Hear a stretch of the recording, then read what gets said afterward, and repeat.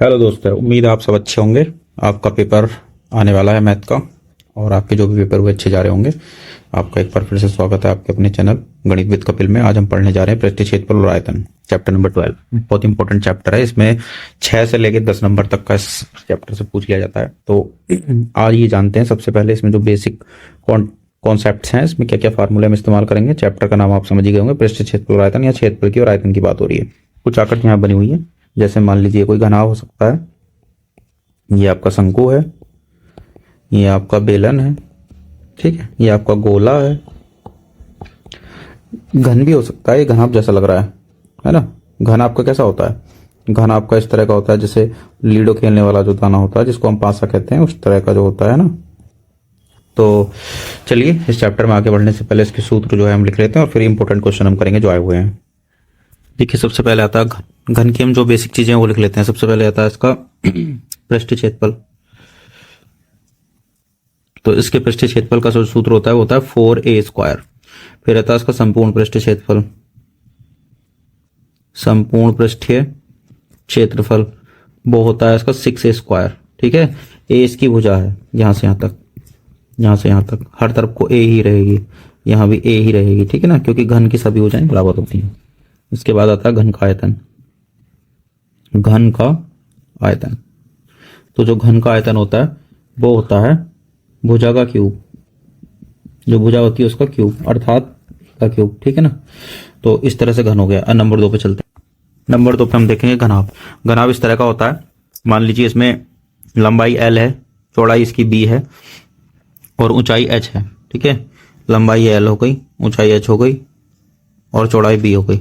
तब इसके लिए जो जो चीजें होती हैं हम लिख ले रहे हैं। अब सबसे पहले आता है इसका पृष्ठीय क्षेत्रफल। पृष्ठीय क्षेत्रफल, पृष्ठीय क्षेत्रफल भी बोलते हैं, या पार्श्व पृष्ठीय क्षेत्रफल भी बोलते हैं, या ये भी बोलते हैं चारों दीवारों का क्षेत्रफल। चारों दीवारों का क्षेत्रफल एक ही बात है। तो ये दोस्तों होता है 2h और ब्रैकेट में l+b, इस तरह से हो जाता है ना। एक आता है इसका संपूर्ण पृष्ठीय क्षेत्रफल। संपूर्ण पृष्ठीय क्षेत्रफल, इन सब की आवश्यकता कभी कभी पड़ जाती है, सवाल के अंदर जुड़ा हुआ आ जाता है, कोई बक्सा या कोई चीज ऐसी दे देता है जो इसके शेप का हो, इसलिए मैं इनको बता दे रहा हूँ। ये फार्मूला 2 बाहर रहता है, अंदर एल भी आएगा, फिर बी एच आएगा, फिर एच एल आएगा। ये हम लोग क्विक रिवीजन कर रहे हैं क्योंकि हमारा एग्जाम आने वाला है। डिटेल्स में हम इसको पढ़ेंगे, फिर से हम क्लास में भी आपको पढ़ा चुके हैं, तो अभी आप समझिएगा। इसके बाद आता है इसका आयतन। आयतन जो होता है बच्चों, वो होता है लंबाई गुणा चौड़ाई गुणा ऊंचाई, है ना। तो एल गुणे बी गुणे एच, ये इसका आयतन होता है। नेक्स्ट पे चलते।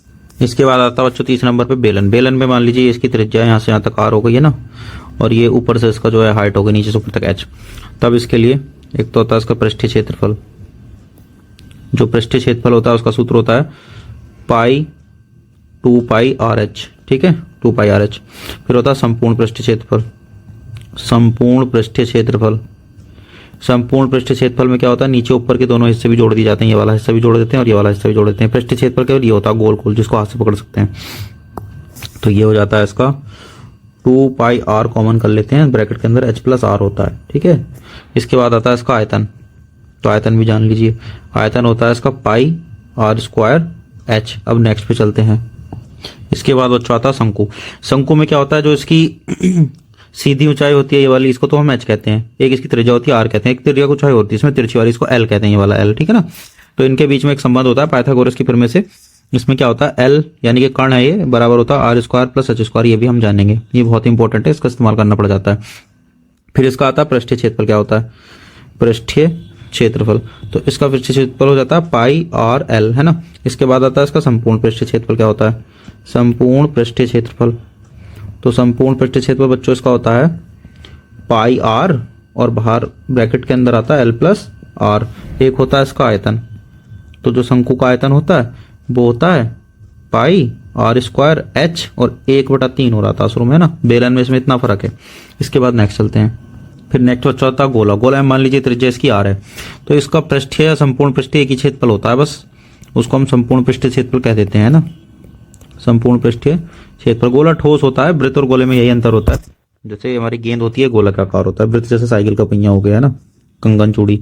तो संपूर्ण पृष्ठीय क्षेत्रफल होता है इसका 4πr²। एक होता है इसका आयतन बच्चों, एक होता है आयतन, वो होता है 4/3 4/3 पाई आर क्यूब, है ना। इसमें एच तो होता नहीं, एच की जरूरत नहीं, सिर्फ त्रिज्या भर होती है, वो आर होती है ना। नेक्स्ट होता है बच्चों अर्धगोला। अर्धगोले में मान लीजिए त्रिज्या इसकी आर है, तो नीचे को भी यहाँ तक भी आर ही रहेगी, ऊपर को भी आर ही रहेगी, ठीक है। तो इसमें तीन चीज होती है, एक तो होता है पृष्ठीय क्षेत्रफल, पृष्ठीय क्षेत्रफल। तो पृष्ठीय क्षेत्रफल हो जाता है इसका इधर इधर का हिस्सा, ये वाला हिस्सा है ना, ये पृष्ठीय क्षेत्रफल हो जाता है। तो ये हो जाएगा आपका 2πr², 2πr²। एक होता है इसका संपूर्ण पृष्ठीय क्षेत्रफल, संपूर्ण पृष्ठीय क्षेत्रफल। इसमें ऊपर वाला वृत्त का और जुड़ जाता है, कौन सा वाला, ये वाला और जुड़ जाता है इसके ऊपर, ये तो है ही नीचे वाला टोटल, और ये भी जुड़ गया, तो ये हो जाता है आपका टोटल 3πr², 3πr²। एक होता है इसका आयतन, अर्धगोले का आयतन, तो उसका 4/3 होता है, तो इसका 2/3 होता है। भाई संपूर्ण ये क्यूब रहेगा, आयतन में क्यूब रहेगा, ठीक है। देखिए जो गोला था उसका 4/3πr³ था, तो इसका 2/3πr³ है। तो ये हमारे फार्मूले तो कंप्लीट हो गए। अब चलिए सवाल करते हैं। तो सवाल कुछ इस प्रकार से हमारे सामने आ गया है कि एक पात्र खोखले अर्धगोले के रूप में है, जिसके ऊपर एक खोखला बेलन लगा हुआ है। अर्धगोले का व्यास 14 सेंटीमीटर तथा पात्र की कुल ऊंचाई 13 सेंटीमीटर है। पात्र का आंतरिक पृष्ठीय क्षेत्रफल ज्ञात कीजिए। तो सबसे पहले हमें चित्र बनाना, ये हमारे लिए सबसे बड़ा चैलेंज होता है। तो एक पात्र मतलब बर्तन होगा कोई, खोखले अर्धगोले के रूप में है, तो एक खोखला अर्धगोला हमें बनाना पड़ेगा, है ना। उसके ऊपर एक खोखला बेलन भी लगा हुआ है, ये तो चित्र हमें बनाना पड़ेगा। जिस बच्चे ने चित्र बना लिया उसका काम तो हो जाएगा। तो सबसे इसमें इंपॉर्टेंट चित्र ही बनाना होता है। तो एक खोखला अर्धगोला मैं बना ले रहा हूं, सॉरी फिर से बनाते हैं। तो एक सेकेंड, इस तरह से और इस तरह से होगा, है ना। देखिए इस तरह से हमारे पास क्या होगा, एक नीचे एक ही अर्धगोला होगा, अर्धगोले के ऊपर एक ही मैंने बेलन जैसा बर्तन बना दिया, ठीक है ना। इस तरह से हमारे पास आकृति दे रखी है। अब क्या क्या रखा है इन्होंने, ये रूप में लगा हुआ है, जिसके ऊपर खोखला बेलन लगा हुआ है। अर्धगोले का व्यास 14 सेमी है, तो अर्धगोले का व्यास अर्थात ये यहां से लेके यहां तक 14 सेंटीमीटर दे रखा है इन्होंने, यहां से यहां तक ये वाला व्यास, ठीक है। उसके बाद क्या रखा कि जो पात्र है, ये पात्र की कुल ऊंचाई 13 सेंटीमीटर, मतलब यहां से लेके यहां तक ये टोटल कितना हो गया, 13 सेंटीमीटर का हो गया पात्र। भाई त्रिज्या कितनी हो जाएगी इसकी, 7 सेंटीमीटर, यहां से यहां तक 7 सेमी हो जाएगा। भाई 14 इसका व्यास है अर्धगोले का, तो इसकी सेम त्रिज्या कितनी हो जाएगी, 7 सेमी। तो अब हमें इससे सवाल को करना है कि आंतरिक पृष्ठीय क्षेत्रफल ज्ञात कीजिए, मतलब अंदर का पृष्ठीय क्षेत्रफल हमें निकालना है। अंदर का मतलब जो ये है, जैसे मान लीजिए कोई ग्लास है, तो ग्लास में अंदर जहां तक हमारे हाथ से छू सकते हैं इसको, इधर का हिस्सा और इधर का हिस्सा। देखो जो मैं यू जैसा बना रहा हूँ, यू जैसा जो हिस्सा है, ये इसका क्षेत्रफल निकालना है, यू जैसा जो हिस्सा है। तो इसका निकालने के लिए हमें बेलन का वक्रपृष्ठ का क्षेत्रफल चाहिए और हमें अर्धगोले के वक्रपृष्ठ का क्षेत्रफल चाहिए, और दोनों को जोड़ दें, काम बन जाएगा। तो सबसे पहले वो जो दिया हुआ वो लिखेंगे इसमें हमें पास रखा अर्धगोले का व्यास दिया है,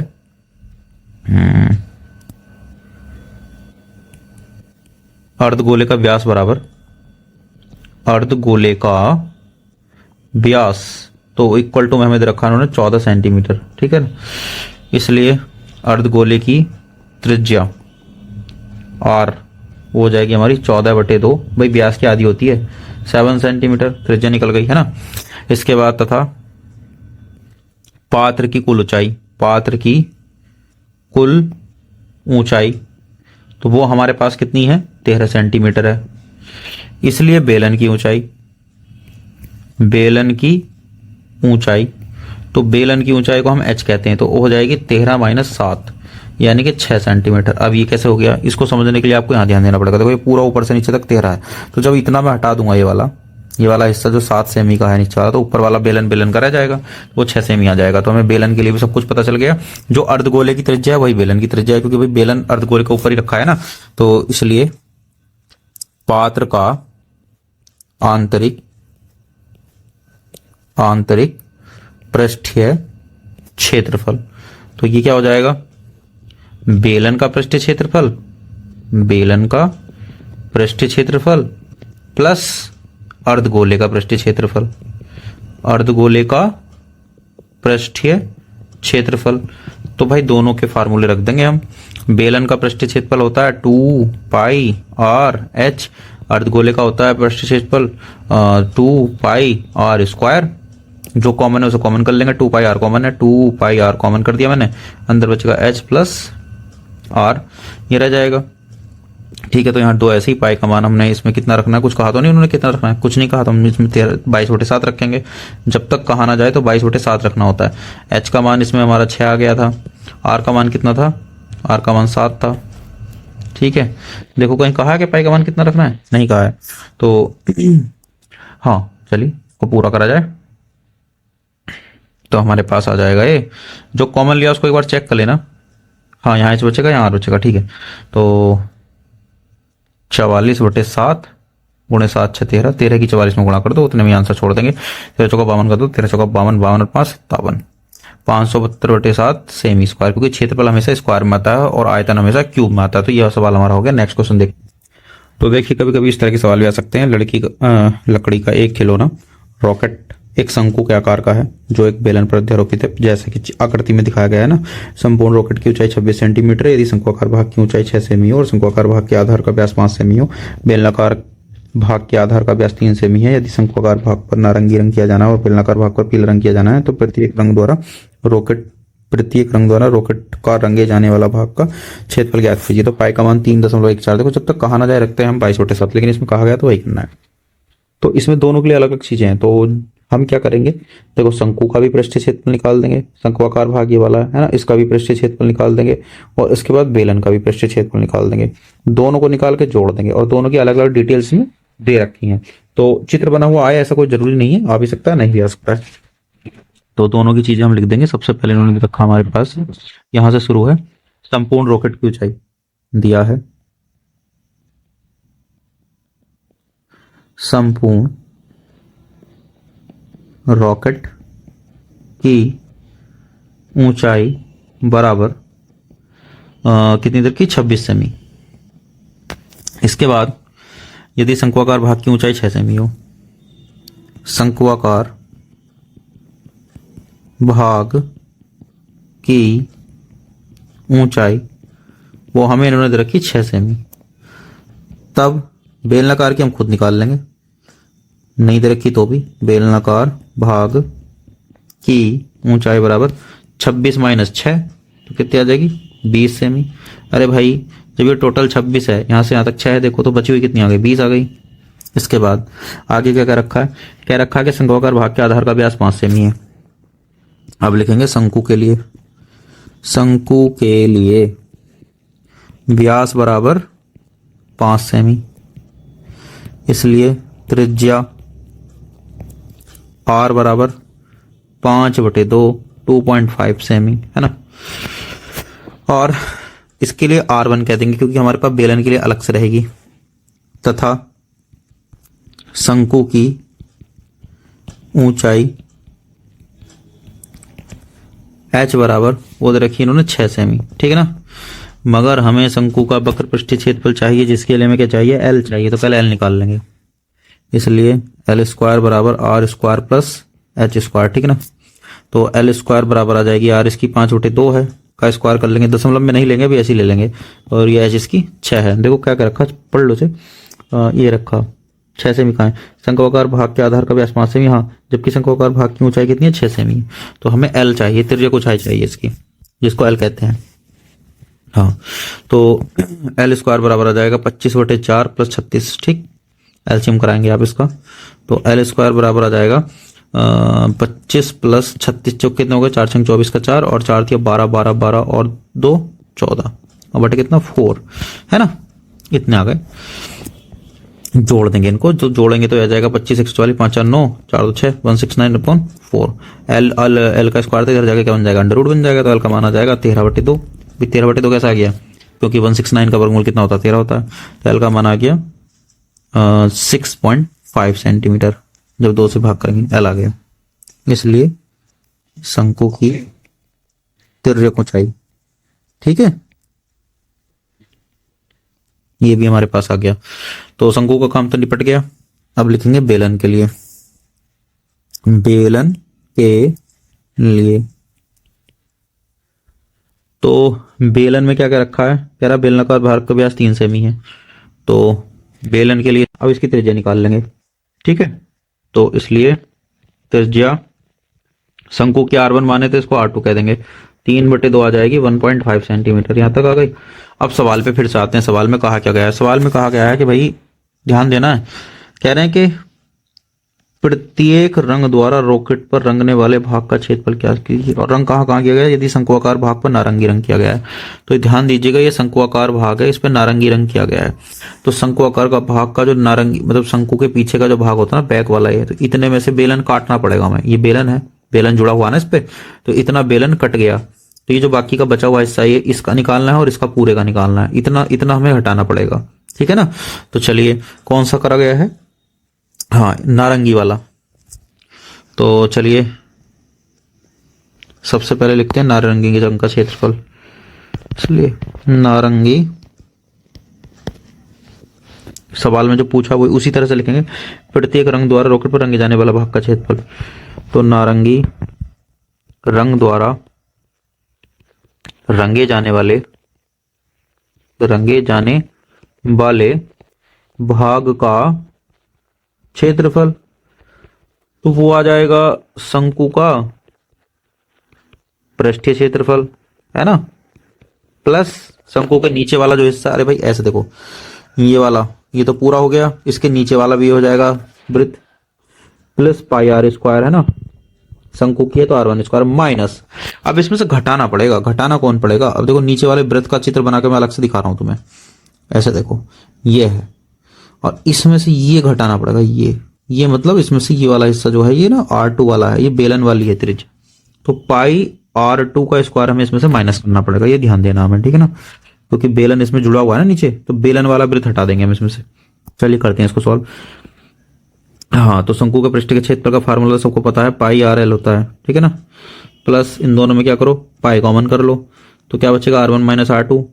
r1 हमारा 5/2 का स्क्वायर हो जाएगा, r2 हमारा 3/2 का स्क्वायर हो जाएगा। पाई हमने कॉमन कर दिया, पाई आर एल 3.14, जैसा कि उन्होंने कहा रखने के लिए। r का मान कितना है? r का मान इसमें 5/2। अरे यार देख लो ना, ये शंकु का r, ये रहा शंक्वाकार भाग की ऊंचाई हो रही, शंक्वाकार भाग का, अरे कहाँ पे है, ये रहा शंकु की ऊंचाई आ गई, यहाँ पे लिया था शंकु के लिए व्यास 5 सेमी, तो शंकु की त्रिज्या 2.5 से या 5/2, ठीक है ना, वहीं से आया है। यहाँ भी आप r1 लिख सकते हो, शंकु की बात चल रही। l का मान हमारा आ गया था 13/2, ठीक है, दशमलव में नहीं लिख रहे अभी, पहले गुणा करा लेंगे उसके बाद दशमलव में लिख देंगे। यहाँ देखो पाई का मान, वैसे तो पाई हम एक साथ ही कॉमन कर सकते हैं, तो पाई मैंने समझ लो पूरे में से कॉमन कर दिया, ठीक है। पूरे में से अगर मैं कॉमन कर दूंगा पाई को, तो हाँ, पाई कॉमन करने से यहां पर आपके जो रह जाएगा, बस ये रह जाएगा ब्रैकेट में 25/4 माइनस 9/4, और जहां ये पाई लगा हुआ था ना, ये कॉमन करके 3.14 बाहर आ गया इकट्ठा, ठीक है, तो 3.14 ऐसे ही रहेगा, अंदर आ जाएगा 13×5 65/4 प्लस, और यहाँ आ जाएगा हमारा 25 में से 9 गए 16/4, है ना। आसान हो गया थोड़ा सा, एलसीएम सेम है तो इनको सॉल्व कर सकते हैं हम। 3.14 गुणा कितने होगा जी, 65 और 16, 6 5 11 का 1, 6 और 1 7 1 8, 81/4, 81/4 की डिवाइड करा के 3.14 की गुणा करा देंगे।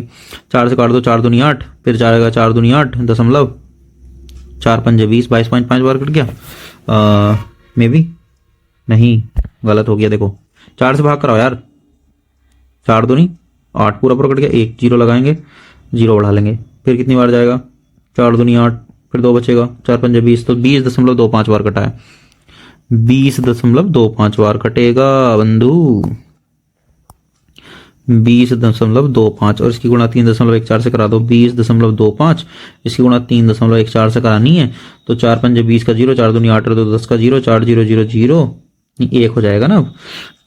4 दूनी 8, कट लगाओ, 1 से करानी है तो 20 25 आ जाएगा, 20 25, फिर एक और कट लगाओ, 2 कट लगाओ, फिर 3 से करानी, 3 पंजे 15 का 5, 3 दूनी 6 6 1 7, 3 0 0, 3 दूनी 6, अब कितना आ जाएगा 0 5, और 5 और 2 7 1 8, 8 7 15 का 5, 2 और 1 3, 6 का 6, दशमलव कितने के बाद लगाना, 4 के बाद, 1 2 3 4, तो 63.585, तो 63.585 सेमी स्क्वायर तो आ गया नारंगी रंग वाले का, है ना। अब दूसरे वाले का देखते हैं हम, इसमें दूसरा कौन सा कलर है, वो कहाँ कहाँ किया गया है उसको चेक करते हैं। तो दूसरा आप ध्यान से देखेंगे तो इसमें कहा गया पीला कलर किया गया बेलनाकार भाग पर, तो बेलनाकार वाले भाग पर भी ध्यान देना, बेलनाकार वाला जो भाग है उसका एक हिस्सा ऊपर चिपक गया शंकु में, तो उसका सिर्फ इतना हिस्सा बचा, कितना हिस्सा बचा उसका, ये बेलन है जैसे, तो हमें इसमें ये बेलन का पृष्ठीय क्षेत्रफल निकालना है, ये वाला, ये निकालना है, ये और एक ये नीचे वाला और निकालना है। इधर भी किया गया है ना उस पे कलर, इधर भी किया गया है पीला कलर, पीला कलर भैया उस पे 2 जगह कर दिया गया है, ध्यान दीजिएगा आप, बिल्कुल ध्यान रखने वाली बात है। पीला कलर यहाँ किया गया है जहां मैं बना रहा हूँ, और नीचे भी किया गया है। हाँ भाई, बस ये वाला हिस्सा तो उसमें शंकु पे ऐसे शंकु रखा गया ना इसके ऊपर, तो जब शंकु रखा गया तो पीला कलर यहाँ थोड़ी ना किया जाएगा, ये शंकु ने ढक दिया ये वाला हिस्सा, तो ये पूरा ढक दिया, तो बस ये बचा पीला कलर वाला नीचे वाला हिस्सा, ठीक है ना। तो चलिए कर देते हैं इसका काम तमाम। हाँ, पीले रंग द्वारा रंगे क्षेत्र का क्षेत्रफल, तो वो हो जाएगा बेलन का पृष्ठीय क्षेत्रफल और plus pi R square R2। भाई बेलन की बात कर रहे हैं तो बेलन की R2 ली ना हमने, तो बेलन का 2 पाई R2H बड़ा ले लेंगे इसका ना, प्लस पाई R2 का स्क्वायर, जो कॉमन है उसको कॉमन कर लो, तो पाई और R2 कॉमन आ गया, अंदर बचेगा 2H प्लस R2 का स्क्वायर थे, R2 कॉमन चला गया तो इतना ही तो बचेगा। तो चलिए भैया कैसे किया जाए, कैसे भी नहीं करना यार, मान रखो 3.14 गुणे R2 का मान तो पता ही है सबको, 5/2। अब क्योंकि यहाँ तो दशमलव में रखना है तो अपने हिसाब से रख दो, 5/2 नहीं है, उसका मान है कितना है 3/2 यानी कि 1.5, तो 1.5 रख सकते हैं यहाँ। तो 2 गुणे H का मान 20 है और प्लस इसका मान है 1.5, दशमलव में तो वैसे भी आएगा ये, इसकी गुणा करा दो, 15 चौके 60 का 0, 15 कम 15 और 6 21 का 1 और 15 थे 45, 45 और तो 47 और दशमलव लगेगा 2 के 3 के बाद, तो यहाँ ये यहाँ लग गया दशमलव, और फिर भैया यहाँ गुणा रहेगी, अंदर आ जाएगा 40 प्लस 1.5, तो इसको कह सकते हैं हम 4.71 गुणे 41.5 आ गए जोड़ के, तो 41.5 की और 4.71 की गुणा करनी पड़ेगी हमें दोस्तों। तो भैया करा देते हैं, 5 एकम 5, 5 सत्ते 35 का 5, 5 चौक 20, 20 20 20 और 3 23 गुणे 1 से कराओगे तो 471 पूरा पूरा ऐसे उतर जाएगा। फिर 4 से कराएंगे 2 कट लगा के, 4 एकम 4 और 4 सत्ते 28, 28 का 8 और 4 चौक 16, 16 और 2, अभी 16 और 2 18 होते हैं भाई, 5 का 5, 5 का और 1 6 और यहाँ कितने हो गए, कितनों का 7 3 10 4 14 का 4, 8 और 10 4 14 15 का 5, 8 और 1 9, 195 और दशमलव कितनी बार 3 बार, 1 2 3, तो 3 संख्याओं के बाद दशमलव आंसर आ गया 195.465 सेमी स्क्वायर। तो इस तरह से आपका ये सवाल कंप्लीट होता हुआ बच्चों, तो दोनों कलर में कितना कितना भाग हमने रंगा जाएगा वो निकाल दिया है। इस तरह के सवाल आप ऐसे ही करेंगे एग्जाम में जब आएंगे, ठीक है। तो नेक्स्ट क्वेश्चन की ओर चलते हैं। देखिए बच्चों, नेक्स्ट क्वेश्चन कह रहे हैं दवा का एक कैप्सूल एक बेलन के आकार का है जिसके दोनों सिरों पर एक एक अर्धगोला लगा हुआ है। देखिए आकृति ये वाली, पूरे कैप्सूल की लंबाई 14 mm है, उसका व्यास 5 mm है, इसका पृष्ठीय क्षेत्र ज्ञात कीजिए। तो सिंपल क्वेश्चन है लेकिन आ जाता है एग्जाम में कभी कभी, mm में है तो mm में ही आंसर आएगा। तो ठीक है, करते हैं इसको। पाई का मान जब तक ना कहा जाए कितना रखना है तो हम 22/7 रख लेंगे, ठीक है। कह देते हैं 3.14 रखना तो 3.14 रखेंगे। तो चलिए करते हैं। आकृति आए ऐसा जरूरी नहीं है, लेकिन इसमें दे रखी है, कभी कभी नहीं भी आती है हल। तो कैप्सूल का डायरेक्टली निकाल देंगे, सब कुछ तो हमारे पास है ये इसमें, तो थोड़ा सा कर लेते हैं पहले काम। देखो इस चित्र को देखते हैं, इसमें से 2 अर्धगोले, एक अर्धगोला इधर जुड़ा है, एक अर्धगोला इधर जुड़ा है, ठीक है। यहां से यहां तक इसकी त्रिज्या है, यहां से यहां तक इसकी त्रिज्या है। तो भाई 5 सेमी की टोटल इसकी त्रिज्या, इसका व्यास है, ये 2.5 सेमी हो गया। भाई त्रिज्या क्या होती है, व्यास क्या दी, इधर भी 2.5 सेमी हो गया, तो 2.5 दोनों तरफ से कट जाएगा, तो बेलन की ऊंचाई आ जाएगी। तो बेलन पहले जो दे रखा वो लिख देते हैं ना, कुछ दे तो नहीं रखा, सिर्फ लंबाई लंबी दे रखी, हाँ व्यास दे रखा, उसका व्यास।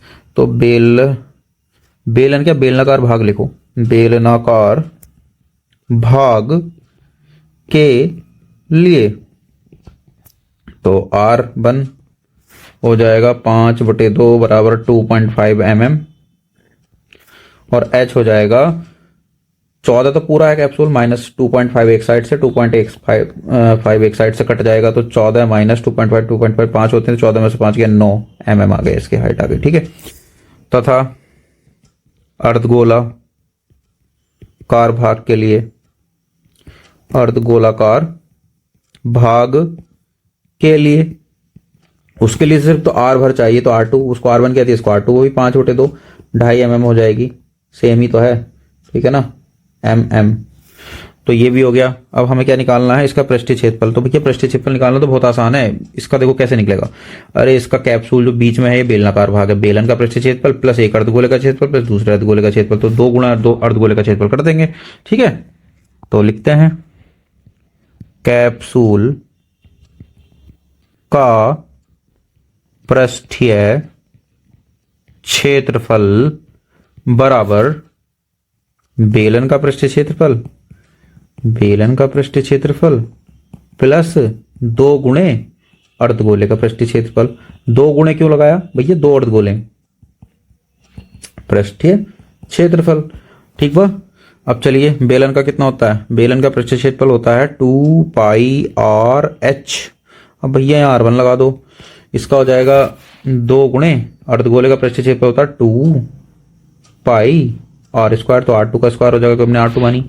तो भैया R1 R2 यहाँ एक ही है, यहां R1 बराबर R2 और उसको बराबर R ही कह देंगे, तो यहाँ 2πr उभयनिष्ठ आ जाएगा, अंदर बचेगा H प्लस R, हाँ 2R बचेगा क्योंकि 2 है ना, तो यहाँ बचेगा 2R।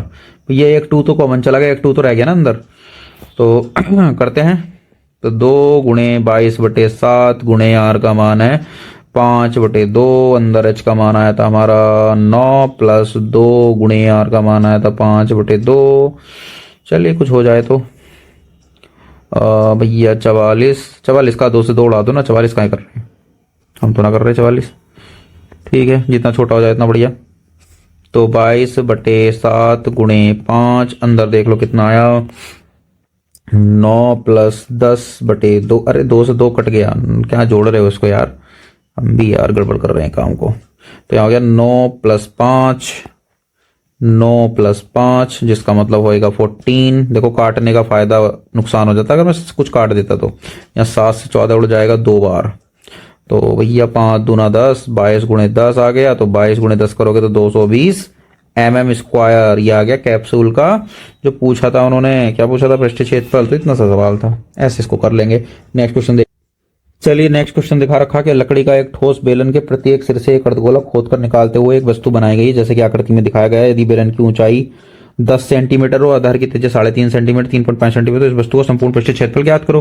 तो ये भी बढ़िया सवाल है भैया, एक बेलन है, दोनों तरफ से अर्धगोले काट दिए, तो क्या करो आप बेलन के पृष्ठीय क्षेत्रफल निकालो और इधर से एक अर्धगोले का क्षेत्रफल, इधर से एक अर्धगोले का क्षेत्रफल, दोनों इसमें जोड़ डालो, आंसर आ जाएगा। तो लिखेंगे वस्तु का संपूर्ण पृष्ठीय क्षेत्रफल, वस्तु का संपूर्ण पृष्ठीय क्षेत्रफल। इतनी डायरेक्ट करेंगे तो नंबर कैसे मिलेंगे, नंबर ऐसे मिलेंगे, आपको चित्र बनाना है। सबसे पहले आपको क्या करना है, चित्र बनाना। देखो इसमें जो इसकी पूरी की पूरी हाइट दे रखी है वो 10 सेमी दे रखी है, बेलन की ऊंचाई है 10 सेमी, यहां से यहां तक कितना है 10 सेमी है, ठीक है।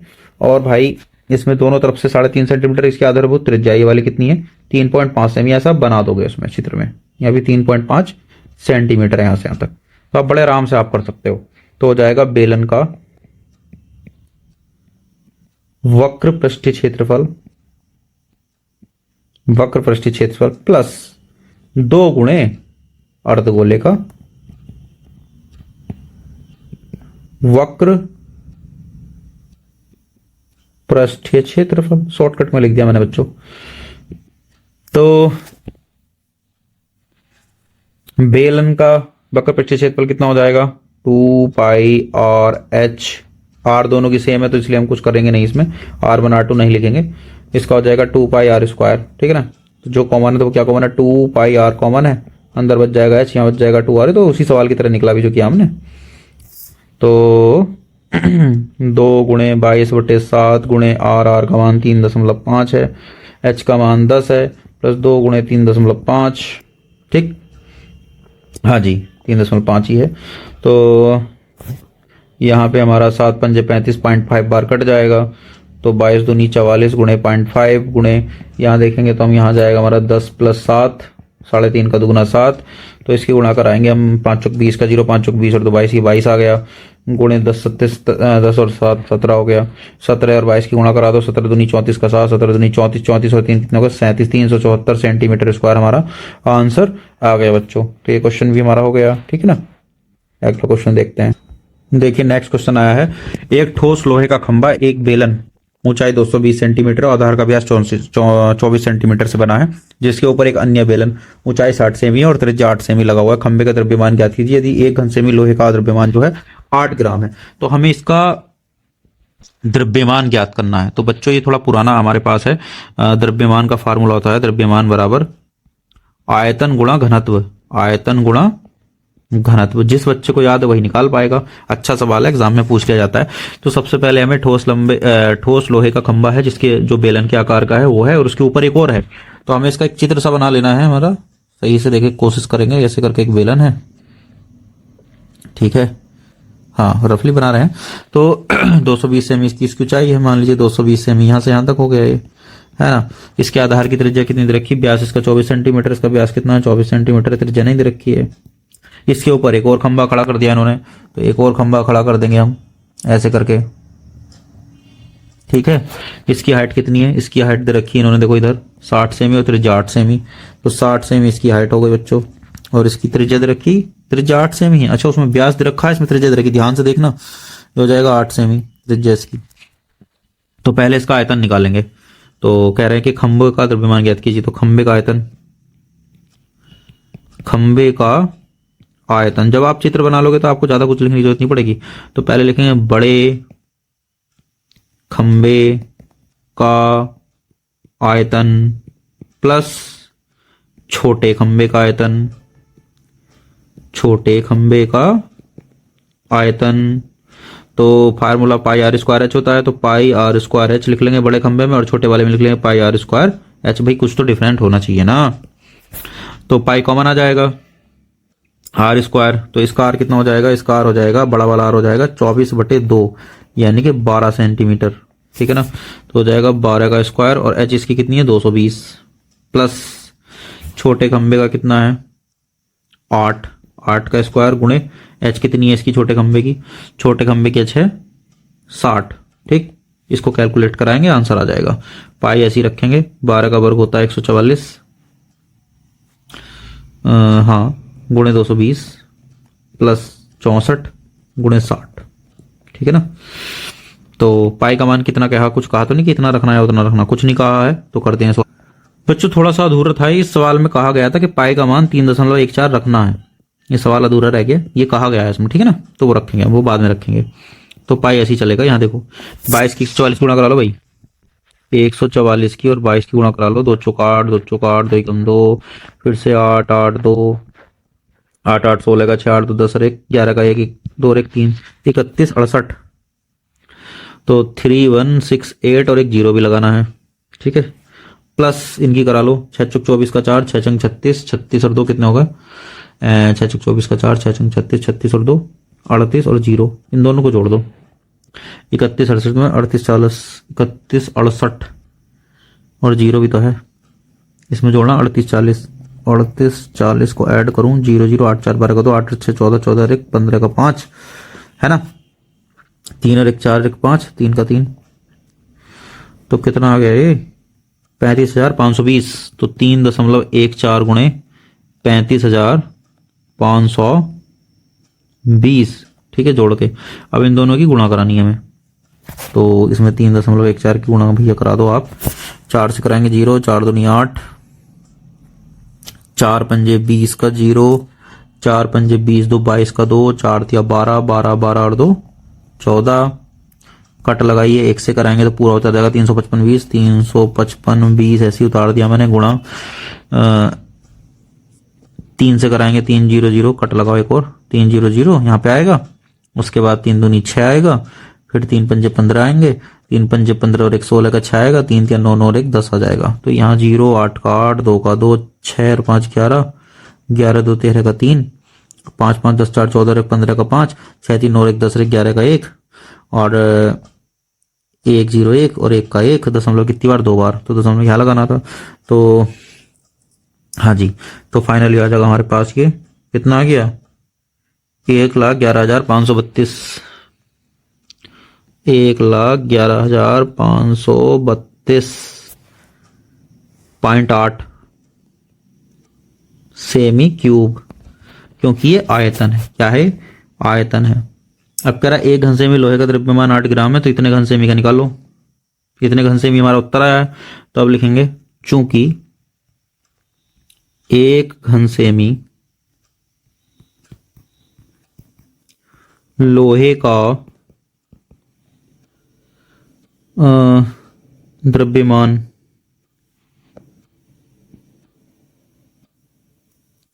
द्रव्यमान बराबर 8 ग्राम,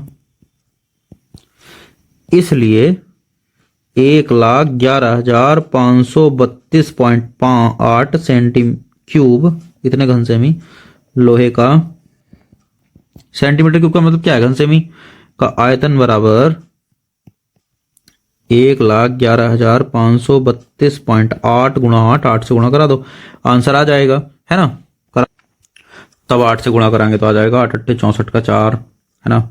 8 दूनी 16, 16 और 6 22 का 2, 8 तिया 24, 24 और 2 26 का 6, 8 पंजे 40, 40 2 42 का 2, 8 एकम 8 और 4 12 का 2, 8 एकम 8 और 1 9, 8 एकम 8, ठीक है।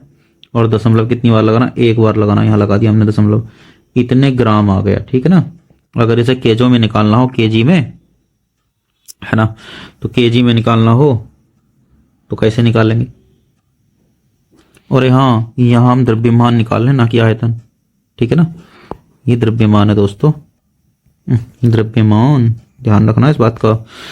तो अगर आपको सबको पता है 1 केजी में कितने ग्राम, 1000, तो हम क्या करेंगे, इसको 1000 से डिवाइड कर देंगे तो आंसर आ जाएगा किलोग्राम में, है ना। तो 1000 से डिवाइड करने पे 0.3 नंबर खिसक जाएगा, तो आ जाएगा 892.262 kg, इतना छोड़ देंगे, हमारा उत्तर आ गया। नेक्स्ट क्वेश्चन देख। चलिए बच्चों, नेक्स्ट क्वेश्चन हमारे पास ये आया गुलाब जामुन वाला। एक गुलाब जामुन में उसके आयतन का लगभग 30% चीनी की चाशनी होती है। 45 गुलाब जामुनों में लगभग कितनी चाशनी होगी यदि प्रत्येक गुलाब जामुन एक बेलन के आकार का है, यदि दोनों सिरे अर्धगोलाकार है तथा इसकी लंबाई 5 सेमी है और व्यास 2.8 सेमी है। देखिए आकृति वाली, तो आकृति दे भी सकता, नहीं भी आकृति देखने की जरूरत भी नहीं है, क्योंकि गुलाब जामुन हमारे कैसा है, बीच में से बेलन है, दोनों तरफ से कैसा है, दोनों तरफ से वो अर्धगोलाकार है। तो एक चित्र बनाएंगे इसका उस टाइप का थोड़ा सा, ठीक है, रफली हम बना रहे हैं, ठीक है। गुलाब जामुन हमारा है ये, यहां से इसको ऐसे मोड़ दे रहे हैं इस तरह से, यहां से हम काट देंगे, तो एक इधर से हमारा गुलाब जामुन का हिस्सा जुड़ा हुआ है, एक इधर से अर्धगोला जुड़ा हुआ है ना। और कह रहा है कि हाँ, इसकी लंबाई 5 सेमी है, तो टोटल का टोटल कितना है, ये 5 सेमी का है। और जो व्यास है 2.8 सेमी है, अर्धगोलाकार है, 2.8 ये वाला व्यास हो गया इसका, यहां से यहां तक इतने सेंटीमीटर का। तो त्रिज्या कितनी हो गई, त्रिज्या 1.4 हो गई इधर, 1.4 हो गई इधर। जो बेलनाकार भाग है उसका निकल जाएगा, बेलनाकार भाग की लंबाई या ऊंचाई, है ना, वो होगी h बराबर 5 माइनस 1.4 प्लस 1.4, तो 5 माइनस 5 माइनस हो जाएगा ये 5 माइनस 2.8, फिर से मैंने यहाँ डॉट लिख दिया, यहाँ दशमलव नहीं लगाना है, यहाँ क्या लगाना है, माइनस लगाना है। तो 5 माइनस 2.8, तो बचेगा 2.2। अरे यार 5 में से 2 पॉइंट जिनको नहीं घटाना था यहाँ समझ लो, ऐसे घटाते हैं, इधर हासिल लेंगे, 10 में से 8 गया 2, इधर रह गया 4, 4 में से 2 गया 2, ऐसे इतने सेंटीमीटर हमारी h आ गई, ठीक है ना। अब इसके बाद बेलन का तो आ गया हमारे पास, बेलन का आ गया है, अर्धगोले का ही है, तो हम इसका आयतन निकाल देंगे। इसलिए गुलाब जामुन का आयतन, गुलाब जामुन नहीं भाई, कह रहा है कि गुलाब जामुन में उसके आयतन का 30% चीनी की चाशनी होती है। गुलाब जामुन का आयतन बराबर तो वो हो जाएगा, गुलाब जामुन का आयतन हो जाएगा बेलन का आयतन, बेलन का आयतन प्लस 2 गुणा अर्धगोले का आयतन, अर्धगोले का आयतन। तो बेलन का होता है पाई आर स्क्वायर एच और अर्धगोले का होता है 2 × 2/3 पाई आर क्यूब। तो यहाँ जो कॉमन आ जाए उसको कॉमन कर लो। तो एक तो पाई कॉमन आ गया, एक आर स्क्वायर कॉमन आ गया, अंदर बचेगा एच प्लस 4/3 आर। ठीक, चलिए इसमें पाई का मान क्या रखना है, कहा गया क्या? नहीं कहा गया। तो पाई का मान कुछ कहा नहीं गया, तो हम इसमें पाई का मान 22/7 रखेंगे। तो 22/7 गुणे आर का मान कितना है? आर का मान है 1.4। ठीक है भाई, यहाँ आर का मान आया था 2.8/2 यानी कि 1.4 सेंटीमीटर, है ना। एच का मान तो दे ही रखा 5 सेमी। 5 सेमी नहीं, वो बाद में हमने चेंज कर दिया और निकाला बाद में, ठीक है ना। 5 सेमी नहीं कहेंगे। चलो, तो ये हो गया 1.4 गुणा 1.4, ब्रैकेट के अंदर आ जाओ। एच का मान इसमें कितना है? हाइट कितनी आई थी उसकी? 2.2 बेलनाकार भाग की, ये आई भाई बेलनाकार भाग की हाइट। इसके बाद 4/3 गुणे आर का मान कितना है? 1.4। ठीक, अब क्या कराएंगे आप? थोड़ा सॉल्व करा लीजिए इसको, जितना हो जाए। 7 दूनी 14, 0.2 बार कटेगा इससे। 14 दूनी 28, तो 22 गुणे 14 दूनी 28 होते हैं ना, तो 0.28 आ गया ये। ठीक, और यहाँ पे तो कुछ मामला बन ही रहा है। इसको ऐसे ही करा के छोड़ देते हैं। एलसीएम ये 3 जहां चला जाएगा, 3 दूनी 6, 3 दूनी 6 प्लस 14 कितने होते हैं? 14 × 43, 14 × 56, हाँ /3 आ जाएगा। ठीक है, हाँ, तो ये आ जाएगा 22 गुणे 0.28 गुणे, इनको जोड़ देंगे 6 6 12 का 2, 5 6 11 11 1 12, ये आ गया। यहीं छोड़ देते हैं इसको, ठीक है, क्योंकि इसमें अभी बहुत कुछ निकालना है। गुलाब जामुन का आयतन अब निकालेंगे चाशनी का आयतन, या 45, इसलिए 45 गुलाब जामुनों का आयतन। ये कैसे भाई? यहां देखो ना सवाल में 45 गुलाब जामुन है, तो ये हो जाएगा 45 गुणा एक गुलाब जामुन का आयतन जो है 22 गुणे 0.28 गुणे 12.2/3, 3 से कट जाएगा 45 की बार 15 बार, 15 थे 45, इसलिए फायदा हो गया इसको कराने में, है ना। अब इनकी थोड़ी थोड़ी गुणा कराते रहो तो काम बन जाए हमारा। तो कराओ भाई, 15 दूनी 30 का 0, 15 दूनी 30, 30 और 3 33, है ना, 330 आ गया। गुणा बचाइए 0.28 गुणे 12.2। अभी आगे क्या कह रहा है और भी तो देख लो। अभी कह रहे हैं कि इसमें जो है 30% क्या है? चीनी की चाशनी। अब इसका 30% और निकाल दो, इसलिए चाशनी का आयतन, चाशनी का आयतन बराबर 45 गुलाब जामुनों के आयतन का 30%। तो 30/100 गुणे दिस 330 गुणे 0.28 गुणे 12.2, 1 0 से 1 0 कट, 1 0 से 1 0 कट, तब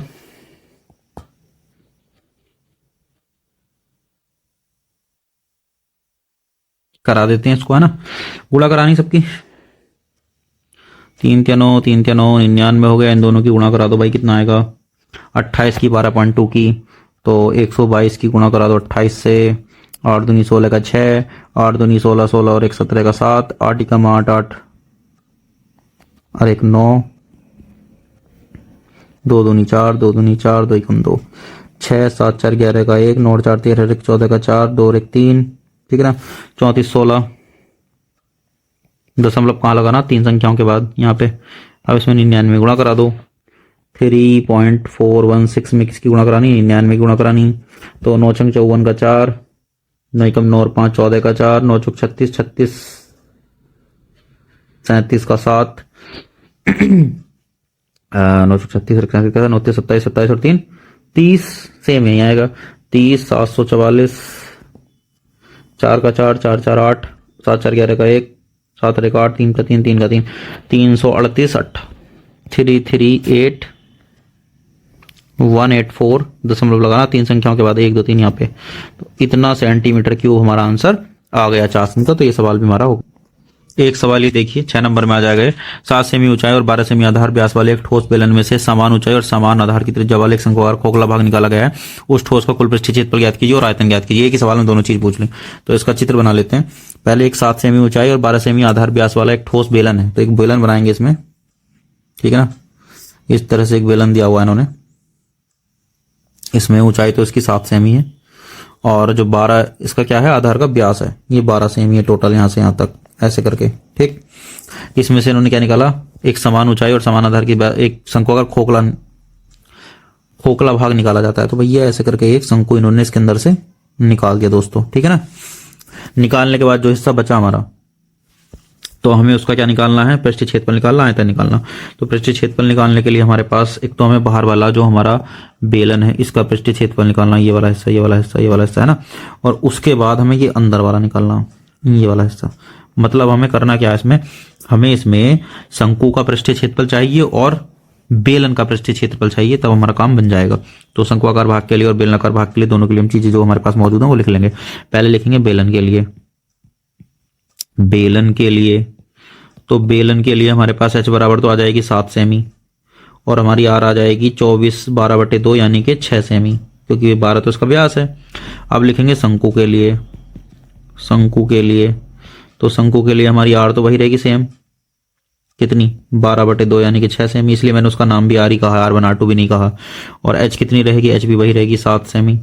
अब हम एक सूत्र लगा देंगे L² बराबर R² प्लस H², क्योंकि भैया शंकु के वक्रपृष्ठ के क्षेत्रफल में L आता है, L हमें चाहिए। R का मान 6 है, 6 का वर्ग लग जाएगा, H का मान 7 है, 7 का वर्ग लग जाएगा, तो 36 + 49, 36 + 49 हो जाएगा। तो L² L बराबर आ जाएगा, दोनों को जोड़ेंगे 9 और 6 15 का 5 और 4 3 7 1 8 √85, ठीक है। 4 3 7 1 8 सही है, तो √85 आ गया। 10 इसमें ले आएंगे इसका आंसर, और क्या करेंगे, छोड़ देंगे ऐसे ही। इसका कुछ कर सकते हैं हम, 13 × 5 = 65, कुछ नहीं कर सकते, 85 है ना, 5 से कट जाएगा कितनी बार, 17 × 5 = 85, लेकिन 17 भी प्राइम नंबर है और 5 भी प्राइम नंबर है, तो उसको यहीं छोड़ देंगे, L का मान आ गया, ठीक है। तो अब निकालें, कह रहे कुल पृष्ठीय क्षेत्रफल को आयतन ज्ञात कीजिए शेष ठोस का।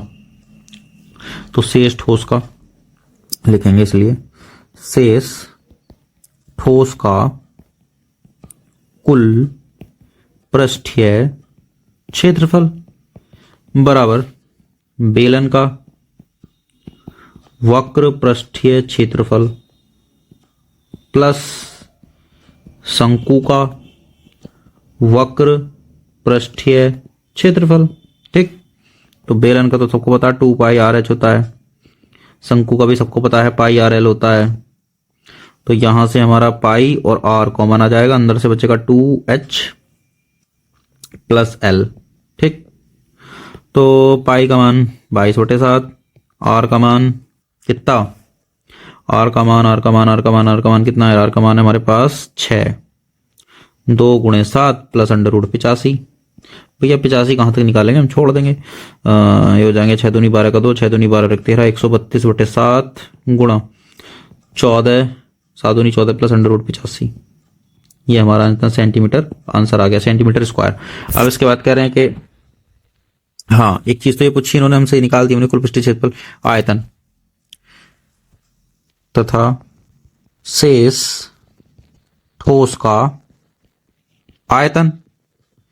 तो ये ऐसे है, बेलन का आयतन पूरा, उसमें से हमने शंकु निकाल दिया, बेलन का आयतन और माइनस कर दो किसका, शंकु का आयतन, शंकु का आयतन, काम बन जाएगा। तो बेलन का आयतन का सूत्र आपको पता है πr² और शंकु का भी आपको पता है 1/3 πr², सब कुछ तो सेम है इसमें। तो πr² तो हमारा कॉमन आ गया, अंदर बचा क्या 1 - 1/3, ठीक। तो पाई का मान 22/7, r² का मान 6 × 6, h का मान 7, ये एलसीएम करेंगे तो 2 3 - 1/2, 7 से 7 कट गया, 22 × 36 × 3 में से 2 गया 1, तो भाई 44 × 36 कर लो, है ना, 2 की 22 की गुणा करा दी, तो 36 में 44 की गुणा करा दो, तो हो जाएगा 4 × 24 का 4, 4 × 12, 12 और 2 14, फिर से वही 144, दोनों को जोड़ दो, 4 का 4, 4 4 8, 4 1 5, 1 का 1, तो 1584 सेंटीमीटर क्यूब इसका आयतन आ गया। तो ये सवाल भी हो गया है ना। देखिए बच्चों, क्वेश्चन ये है कि एक ठोस में ऊंचाई 120 सेमी और त्रिज्या 60 सेमी वाले एक शंकु सम्मिलित है जो 60 सेमी त्रिज्या वाले एक अर्धगोले पर ध्रुवित है। तो इस तरह से एक शंकु होगा जो एक अर्धगोले पर रखा होगा, ठीक है ना। एक अर्धगोले पे मैंने एक शंकु को रख दिया, ठीक। अब क्या कह रहे हैं इसमें ये कह रहे हैं कि इसकी ऊंचाई जो है, किसकी, शंकु की ऊंचाई 120 है, यहां से यहां तक तो 120 है सेमी, और इसकी त्रिज्या कितनी है, 60 है, और जो अर्धगोला है उसकी भी 60 है। तो नीचे ये जो है यहां तक ये 60 सेमी, दोनों की सेम है, 60 सेमी। तो इसका आयतन निकाल लेंगे पहले हम। तो ठोस का आयतन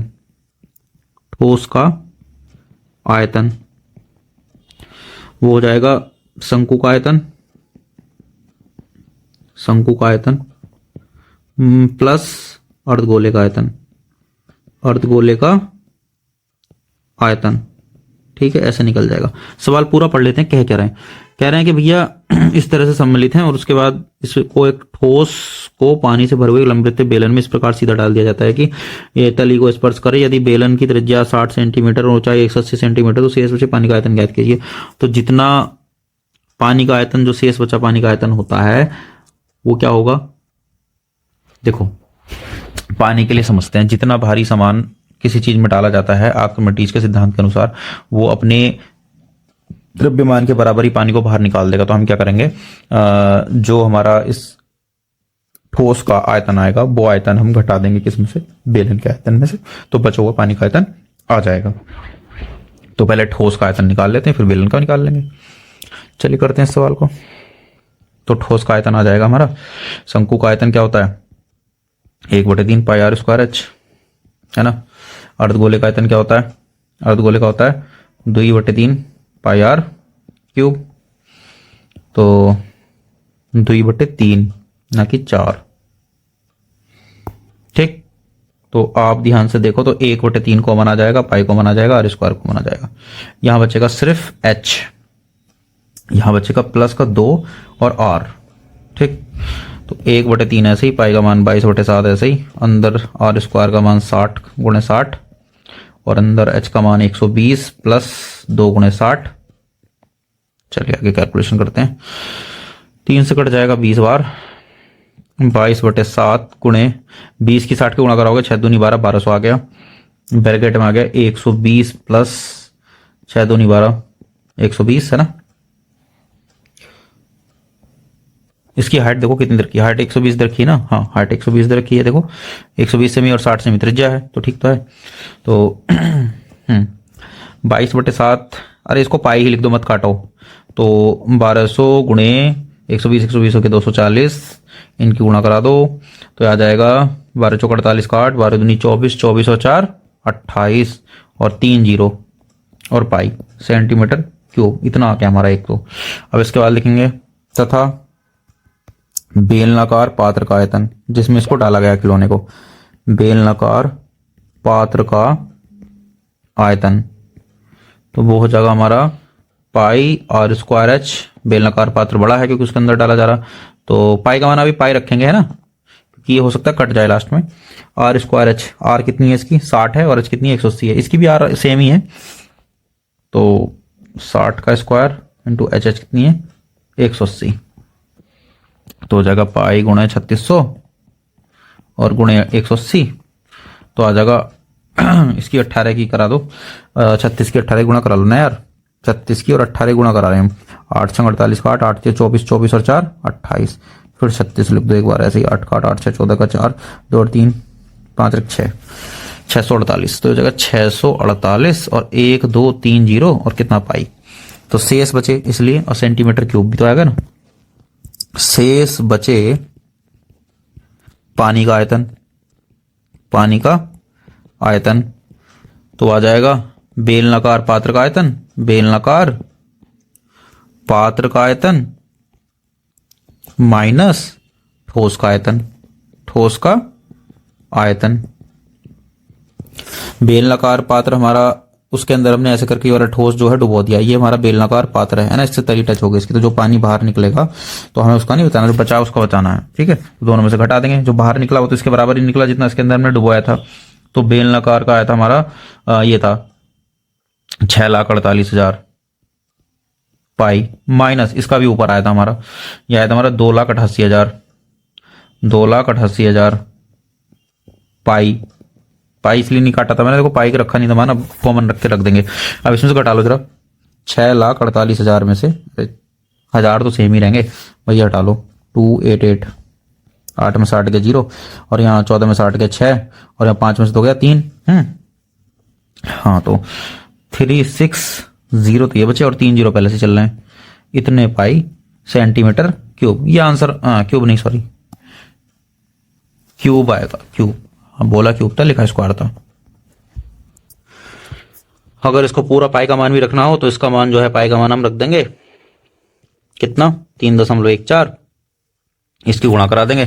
3.14 में 36 की गुणा करा दो, 6 चुक 24 का 4, 6 कम 6, 6 2 8 हो जाएंगे, और 6 18 गुणा 3 चुक 12 का 2, 3 कम 3, 3 और 1 4, 3 क्या 9, 4 का 4, 8 और 10 का 0, 8 4 12 रखते रहेगा 3, 9 और 1 10 1 11,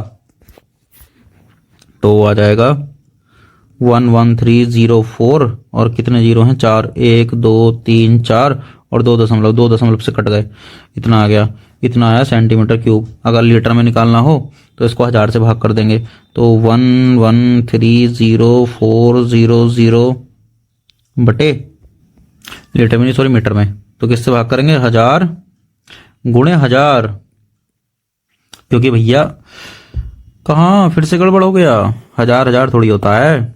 आप बताइए कितना होता है, 1 मीटर में कितने सेमी होते हैं, 100 सेमी, तो 100 गुणे 100 गुणे 100, क्योंकि ये पावर 3 है, इतने मीटर क्यूब हो जाएगा। तो 6 बार संख्याओं के बाद 0 लगा दो, 2 तो ये कटी गए पूरे पूरे, 1 2 3 4, तो 1.1304 मीटर क्यूब लगभग आपका आयतन आ गया। ठीक है ना, ये सवाल भी हो गया। तो देखिए इस चैप्टर में जो इंपॉर्टेंट क्वेश्चन आने लायक थे हमने करा दिए, बाकी आप अपने सवाल रिवीजन करिए। तो ये हो गया है, बहुत इंपॉर्टेंट चैप्टर है। इसके फार्मूलाज मैंने बिल्कुल शुरू में आपको लिखवाए थे, उनको आप अच्छे से पढ़ लीजिएगा, याद करके जाइएगा, और तब ये सवाल करिएगा। बाकी के जो 2 चैप्टर बचे हैं उनको भी हम जल्दी से समाप्त करने वाले हैं, तो देखते रहिए, हमारे चैनल पर बने रहिए। तब तक के लिए बाय बाय।